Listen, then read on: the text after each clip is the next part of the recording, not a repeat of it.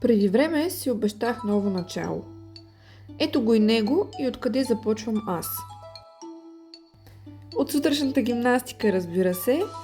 Разтягането ми дава възможност да се събудя по-бързо, подобрява качеството на деня ми и по този начин усещам тялото си по-добре.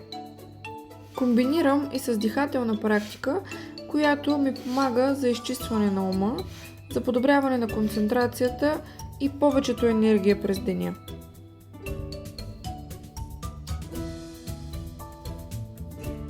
Намирам се в Пловдив или по-скоро в стария град на Пловдив, а вратата, през която влязох, е къщата музей на художникът Златю Бояджиев.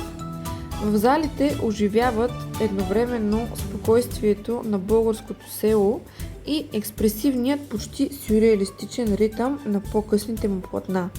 Интересна история за художникът Златю Бояджиев е, че след инсулт дясната му ръка остава парализирана и той се научава да рисува с лявата. Това е една история за воля, трансформация и много голяма сила на духа. Така че ви препоръчвам, ако сте в Пловдив, задължително се отбийте в музея на Златю Бояджиев. Заслужава си. Още този уикенд.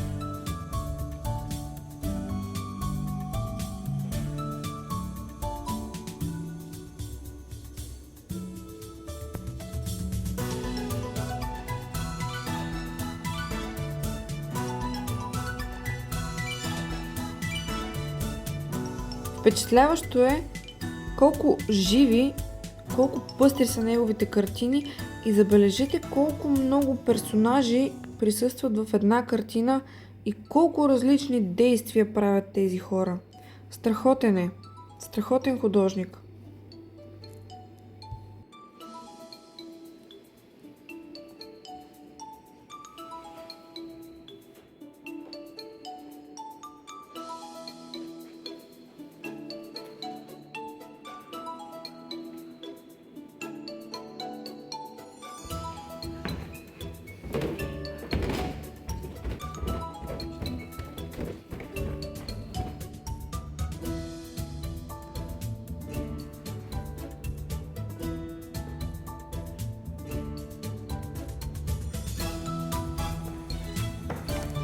Тук направо си се впечатлих от маниера и изграждането на тези стъпала.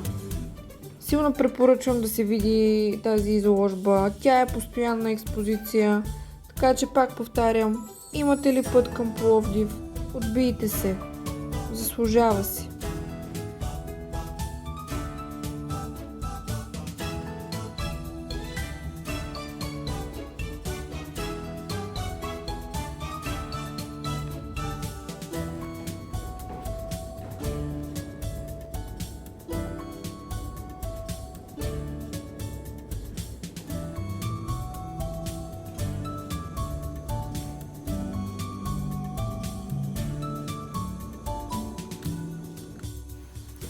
Къща Хиндлян пък ни посреща от вратата с един невероятен стенопис.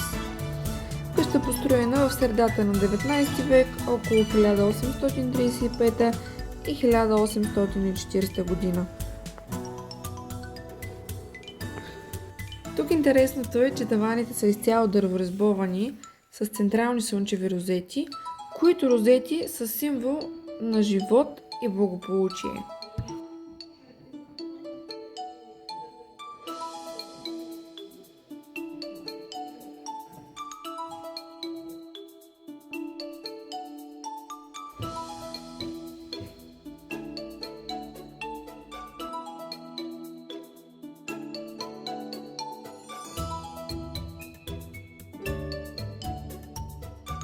Как се казва голямото нещо? Домра.